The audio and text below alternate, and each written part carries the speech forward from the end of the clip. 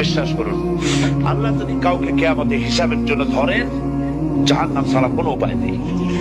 হিসাবের জন্য যদি আল্লাহ তার কোনো বান্দাকে ধরেন, জাহান্নাম ছাড়া কোনো উপায় নেই। সেই জন্য আল্লাহর কাছে এই দোয়া করতে হবে, আল্লাহ পাক তুমি আমার হিসাব নিবা না, আমাকে ক্ষমা করে দিও।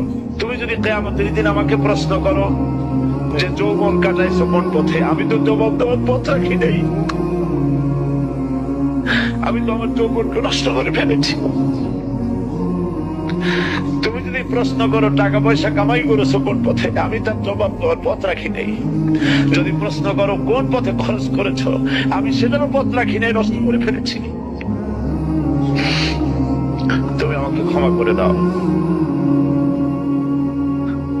সেজন্য আল্লাহর কাছে দোয়া করতে হবে, ربنا آتنا في الدنيا حسنة وفي الآخرة حسنة وقنا عذاب النار وادخلنا الجنة مع الأبرار وادخلنا الجنة بغير حساب।